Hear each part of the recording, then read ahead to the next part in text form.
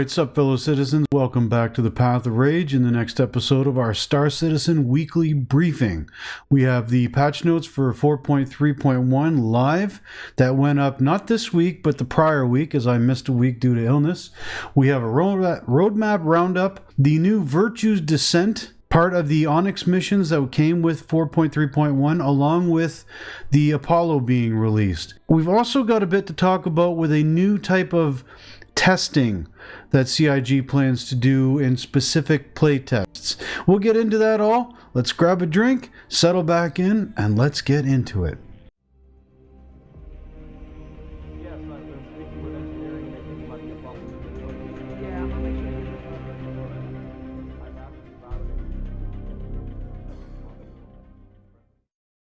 First up, on September 18th, Star Citizen 4.3.1 went to live, bringing with it a bunch of changes and a few new additions.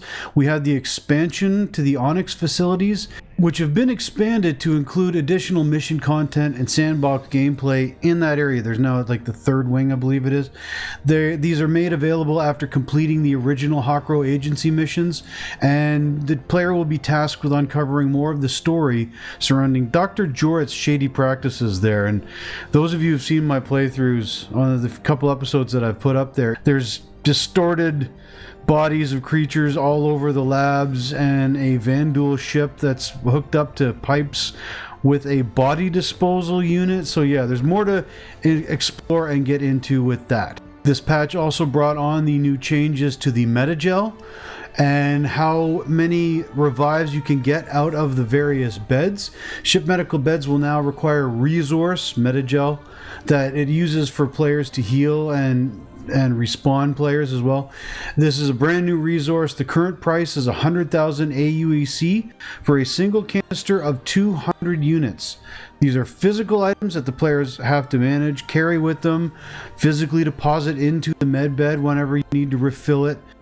Again, adding to the tactile nature of the game.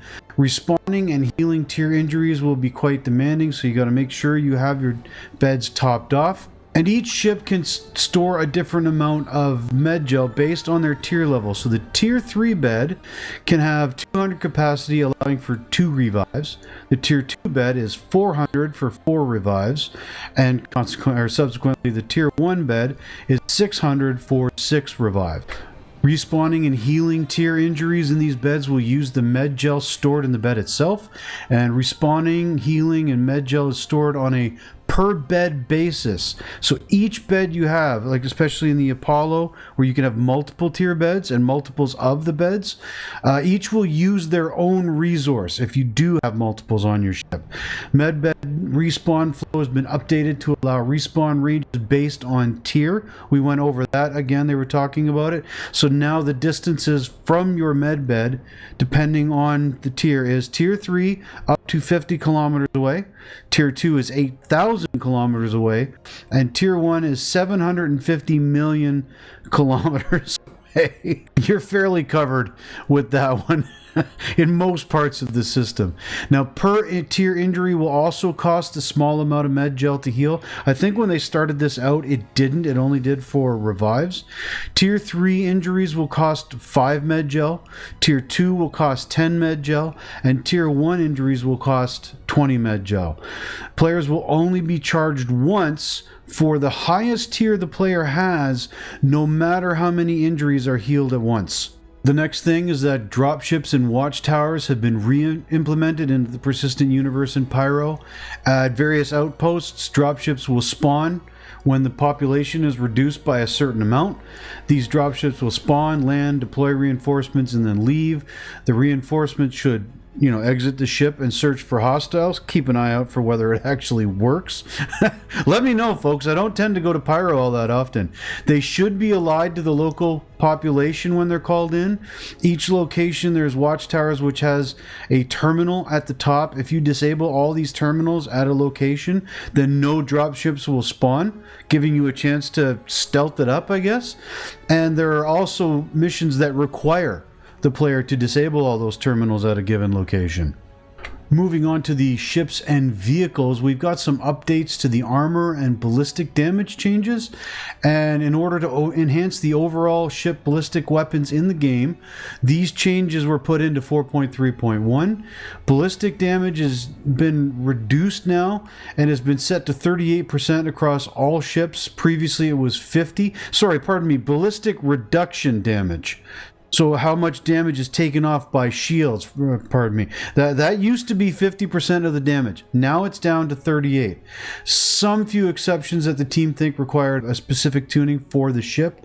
This should mean that ballistics guns will be more effective across the board against most targets.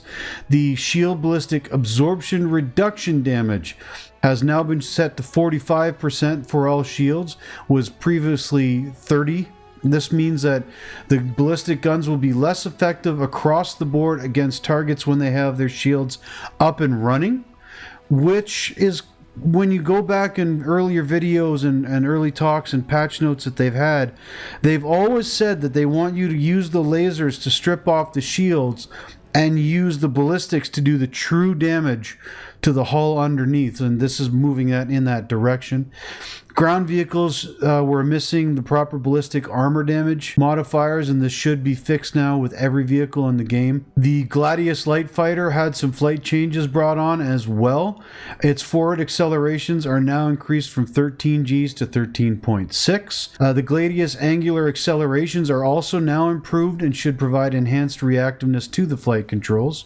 And they also made adjustments to missile damage radius. They adjusted and increased the missile explosion to help with overall effectiveness. These changes involve all missiles from size 1 to size 7. The explosion ranges have been increased, is basically what they're saying. So for size 1, you went from 1 meter, now it goes to 2. Size 2 was 1.5 to 2.5. Size 3, 2.5 to 3.5. Size 4 will explode went from 2.5 meters to 5 meters.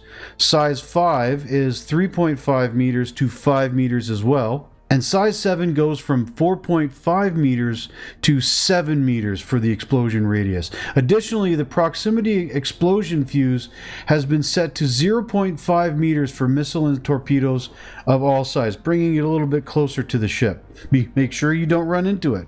And one other bug fix addition that made its way into this patch as well was the Idris medical bed was changed to Tier 2 instead of the unintended Tier 1 that it had previously.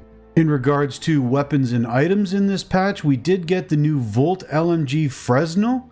It's the first LMG that's been released in the game in quite some time. It's able to use size 3 optics. Crouch and prone each have their own recoil reduction modifiers, making braced operators have far less recoil. And it features its own super heavy sway profile, which means the weapon has a delay to resetting its sight on targets upon horizontal and vertical aiming movement. This doesn't occur when you're prone or crouch, but it makes sense. The LMGs are a heavier weapon. We shouldn't be slinging them around as quickly and easily as, say, a submachine gun, which again, it depends on if you're crouched or prone. They also added FPS weapons to Lorville's Tammany and Sons shop. They updated medium rifles aiming sway to make the weapons feel heavier, and they reduced the parallax on the NVTAC branded scopes, making them bounce a bit less when firing. As far as bug fixes go, there's approximately 160 bug fixes and crash fixes in this patch. One that really sticks out to me for the ASD Onyx facilities that drove me nuts was a spawning issue for mission critical interactive elements like data terminals and access panels. They wouldn't spawn, and you'd be stuck. You wouldn't be able to complete the mission. That one bit me in the ass a few times. I'm very glad to see that one is gone. Same with the issues for the mission marker visibility when you're in the underground complexes. Again, there are a ton of fixes for this patch. I will leave a link to the patch notes in the description below so you guys can check them out for yourselves. I'm certainly not going to read them all out. They also fixed 6 client crashes, another 2 server crashes on the technical side, and yeah, that's the 4.3.1. Now, according to the Evocati chat, they were trying to get a 3.2 Evocati patch out for today. That is currently not happening as of the recording of this video the night before. The plan is still to get this up sometime this week, with hopefully going to live, or to all backers, pardon me, not live, to all backers by the end of this week. Now, because they haven't started out yet, it is only Monday, but we'll see how that goes. But they are planning to try testing the 4.3.2 patch already. Now, as I mentioned in the beginning, with the release of this patch, we also saw the release of the RSI Apollo in both its triage and its medevac variants. They carry about 32 SCU, but the big selling point for these is that they have the med beds on them. They carry some decent weapons, especially the medevac, but it's not a combat ship whatsoever. The medevac has more armor, but where this ship makes its money in is the med beds, which you can take multiple options of modules in the 2 modular medical bays that it has. You can have either 3 tier 3 med beds in one of the modules, 2 tier 2 beds, or 1 tier 1 bed. And you can mix and match on either of those modules as you like.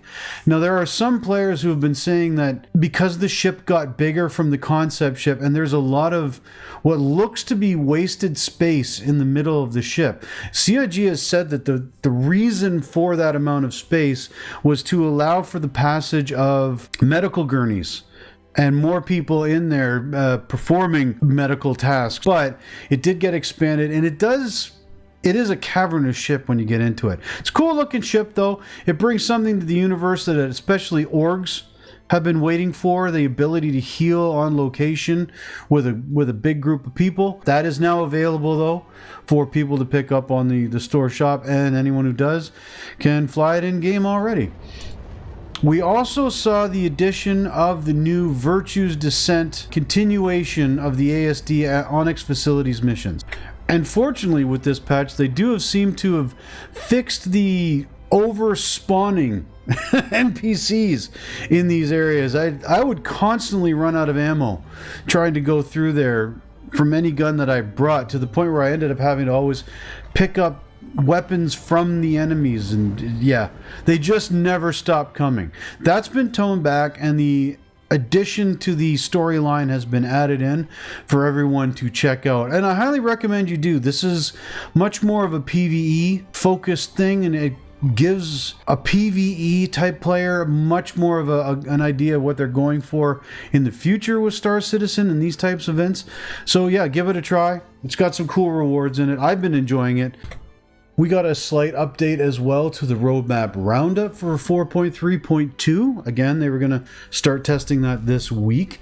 A new event related to the Fight for Pyro storyline has been set to tentative. Klaus and Werner laser repeater art refactors has been set to tentative, and that's going to update several of the laser repeaters in the size 1, 2, and 3. They're adding further ships to the Wicklow offerings in 4.3.2 with the Crusader A2 Hercules, the Ares Starfighter Inferno and Ion, the Asperia Prower utility, and all of them have a unique base library and upgraded components.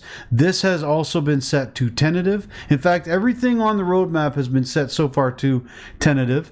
The next is the Heavy Battletech armor, 2 new hairstyles, the AI FPS turrets. We talked about this. They were trying to get this in for 4.3.1, and it didn't work. It had been taken off of 4.3.2, I believe. But now that has been set to tentative. And also the mission pickup on location, where you walk by a thing and discover a quest, that has also been set to tentative. I'm looking forward to that addition to the Persistent Universe, especially in relation to missions. That'll be very, very nice quality of life way to get our missions in the game, other than just the Mobiglass.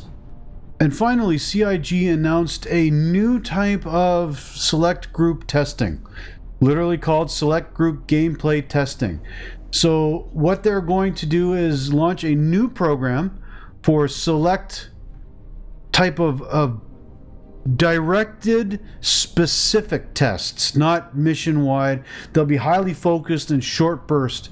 And how it's going to work is they will be providing invitations for these small gameplay groups. Be invitation only. Players will be testing under active NDA. These tests will focus on specific systems or mechanics that they want immediate and concentrated feedback on during the development.